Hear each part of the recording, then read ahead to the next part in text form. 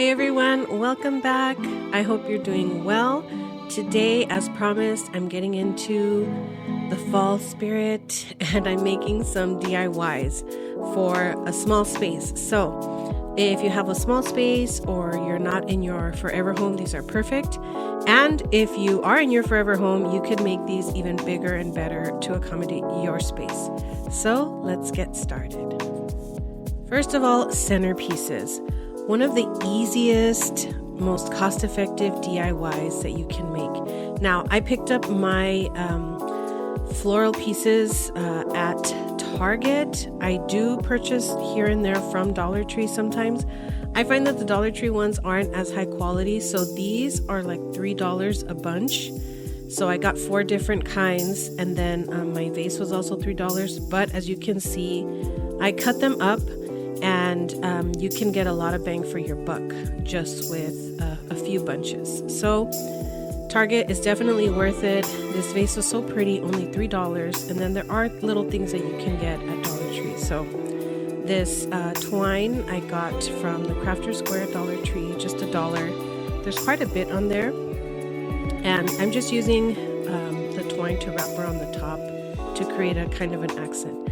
I added this little acorn, and then when it was done, I didn't like it, so I removed it. But look at how pretty this fall floral looks. Centerpiece, really cheap, really easy, and fast to make. Next up, wreaths. Wreaths are another DIY that's just simple, and you can do over and over again with the same wreath form. So this is a wreath form that I've had forever, and I believe it's also from Dollar Tree. You can also check thrift stores. There's a lot of things right now at local thrift stores or at your Goodwill that are for fall. So check out your thrift store. And this was actually one that I had made for spring. So I took everything off, and now I'm just hot gluing those extra pieces of fall foliage that I had from those picks from Target. So I like to plan and arrange things. Sometimes this takes a while, sometimes it really doesn't, but once you kind of have an idea, you can just glue as you go and add pieces that you like. I went with the more traditional colors this year. I have done before like greens or blues, but I don't know, I was just really wanting to do something traditional. The orange, the gold, the red fall leaves. So that's what I did for this wreath. You can also add a monogram if you have a little saying or something that you want to put in here. It'll work really nicely. If you have one of those halo wreath forms, those look really elegant and minimal and beautiful. But I just love how this came out. I added a big thick ribbon and a bow. You can hang it on the window too, on the door, and it looks great. Banners. There's lots of ways you can make banners. You can make little pennant banners out of fabric. This year at Dollar Tree, I saw these little acorns, these wooden acorns, and I didn't get footage of us painting them, but my daughter and I painted these together, and I just used some apple barrel paint. You can find this at Walmart, really cheap. And I also found this paint at Target. It's a metallic acrylic paint. So I use this for several projects, and I really like it. I've had it forever. The other thing I used were these stickers just to create a saying on my banner. And I wanted to show you, Dollar Tree also has these wooden letters. If you want a more 3D effect, an all wood effect, there are 26 per pack. That's one of each letter. So you might have to get several packs depending on what sayings you want to put on your banner. But they have numbers as well. And then they have these felt letters. These come 100 to a pack. There's white and there's black. If you wanted to mix up the textures, I think it would be really cute. And again, very cost effective. So I'm going to use these little mini clothespins that I found at Dollar Tree. There are 2 sizes, and I ended up going with the smaller size because I didn't really like how they looked clipped on to the acorns. So I'm going to hot glue them to the back.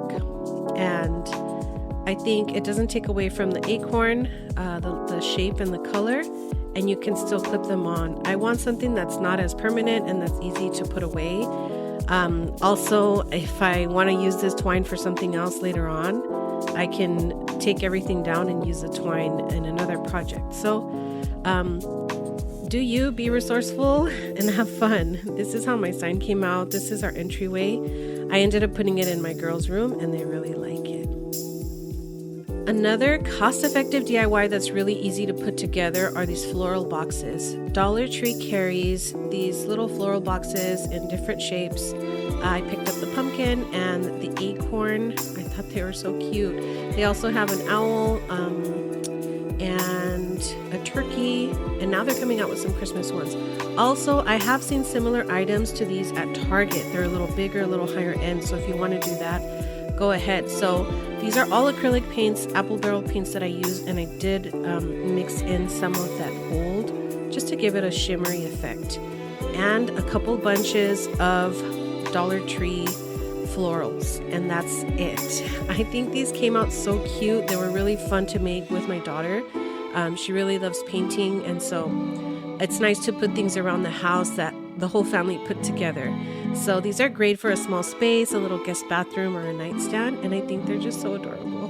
Next, I'm going to hit my sewing machine and put together some sewing projects. So placemats, these are so easy to put together. Anything that's like a square, geometric shape, a rectangle, is really easy to put together on your sewing machine. And so I picked up this bundle of fat quarters, and I'm also using some interfacing. This is 808 Craft Fuse from Pellon, and it's heavy duty. So because these are placemats, I want something that's really thick and that's going to hold up. So one thing to take note of is the direction of your fabric. Unfortunately, with this little quarter of fabric, I couldn't get the print to go the way that I wanted and still cut out the dimensions that I needed. But it's okay. That's the only one that I had to cut that way, that I couldn't get the pattern right. But it's something you want to consider when you're planning your projects. Make sure your directions are all the same way if you can fit your pattern in there. So I didn't use a particular sewing pattern.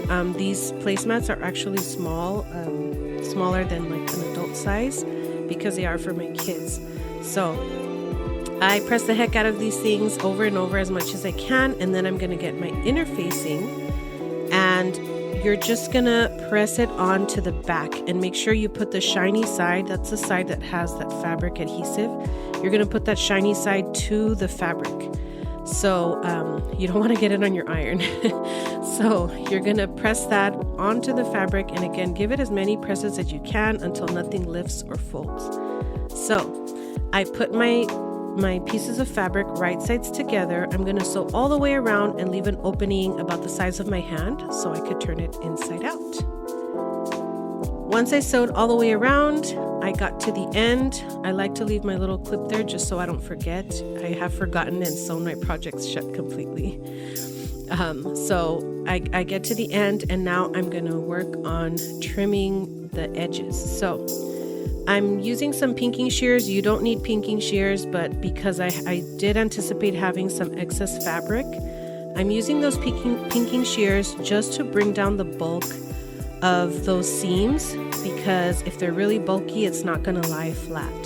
So first I'm trimming the corners, and then I'll go back and just kind of trim the edges that are really long beyond the seam. And once that's done, I'm going to flip it inside out.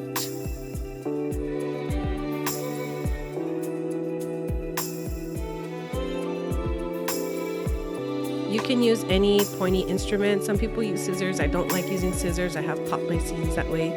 But I'm just using a knitting needle. This is just a standard plastic knitting needle. And I'm using that to poke out my corners and make sure they're nice and sharp.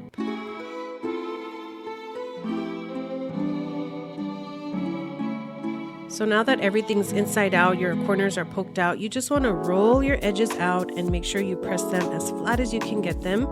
Because these are straight edges, you will be able to see, little curves or things like that. So you want to make sure your edges are nice and crisp. And yes, you will have to iron several times, but it's going to make your project look so nice when it's done. Lastly, you're going to top stitch your placemat, and this is going to do two things. You're going to close up that opening that you left on the side, making sure all the edges are nice and neat, and it's going to add a decorative border around your placemat. So this is a time where you might want to experiment with using a different thread, something that really pops, something contrasting, and it'll look really nice. And sewing these angles is so easy because all you have to do is lift your presser foot, pivot, and then you stitch right along. And that's it. I know I said 6, but I have to add this one because I did put it together, and it's, again, another simple sewing project to make, are these fabric napkins. These are so adorable. I'm making these for some teachers. And all you do is start off with a square. You can go anything from, I'd say 16 by 16 to 22 by 22, which is like a standard size adult napkin. I believe these were 17 by 17, maybe 18 by 18, but yes, just start off with a square around those dimensions. And even though I went on the smaller side, these came out really nice. I like how they came out. So you're going to fold down the edges 1/4 of an inch, and I am using starch just because I feel like it helps hold everything that I press a lot better. And what you're going to do is do that on the other side of your square. So where your square meets, you're going to notch out just the corner of your napkin. You'll fold, and then you'll kind of press it all together. What this is going to do is make a mitered corner. So let me explain it to you again. You fold it down 1/4 inch on each side of this corner. Now I'm going to go in with my scissors. I really need some scissors, guys. Every time I go to the store, I want to get some, and I'm so picky with them, but it's ridiculous because the ones that I have are just not good anymore. But anyway. Here's some unsatisfying footage of me trying to cut through this fabric. Cut out this corner, and you're going to fold it in. So press it again. You're going to do a lot of pressing, but believe me, your project is going to look so neat when you're done.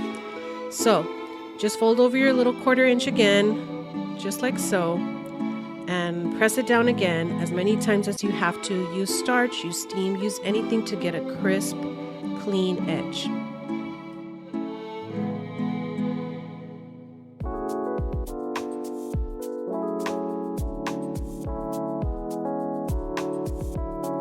Once that's done, you're going to fold over another 1/4 inch, and you're going to bring in that corner once more, and that's going to make your clean corner, mitered corner.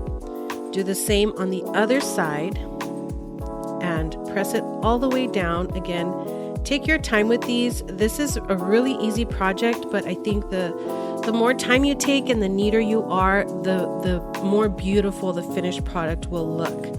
So really take your time pressing. I know it's a little tedious at times, but you're going to be so satisfied with how this comes out.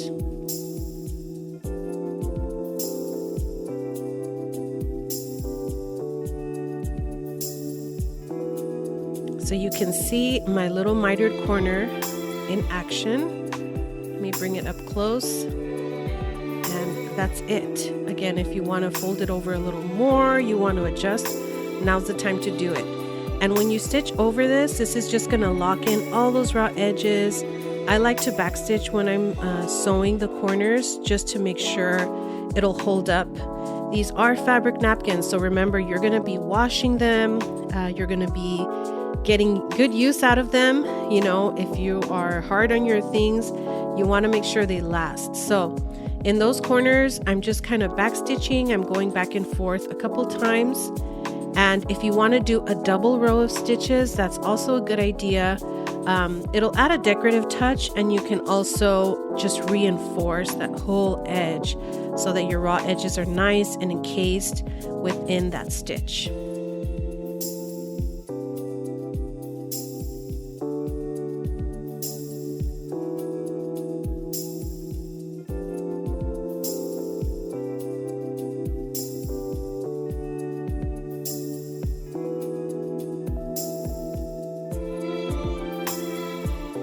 This is how my napkins came out. I used different fabrics that are kind of coordinating, and I ended up with 2 sets. So I got 1 yard of each of the fabrics, and you know, a yard can cost you anything from like $4 to $7. So you can definitely get a lot of bang for your buck. And if these are a gift, I mean, they just come out so cute. So these are my placemats and my napkins. I added little gift tags and they're ready for gifting.